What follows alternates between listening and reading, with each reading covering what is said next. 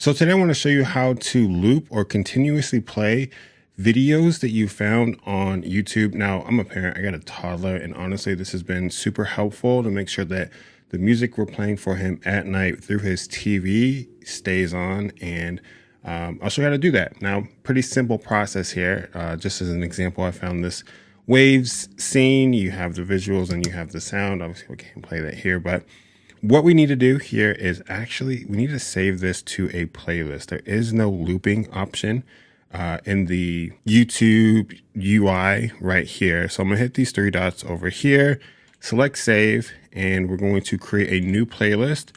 I'm just gonna call this playlist waves. We'll keep it private and we'll hit create. Now, with this playlist created, we'll jump over to the TV that we want to loop this video on.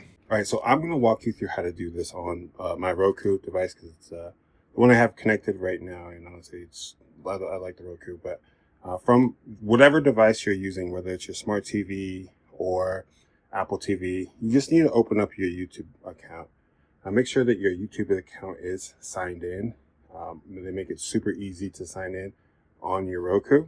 Now here, what we would do is scroll down to library. And in our library, we're going to go over to this playlist section.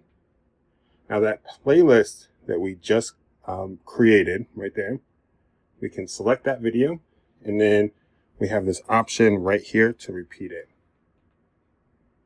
So in the playlist, we have the video obviously that we just put in there, but if we wanted to add more, we could. And then here, if I scroll down, I can see these other options. So check it out. If we had more videos in this playlist, we could shuffle. We can repeat the playlist. Or if we select that, we can repeat what's currently playing. Since we only have one video here, it's just going to repeat this. So yeah, that's how we set up a continuous video play on YouTube on our TVs or a loop. So I hope this helps, guys.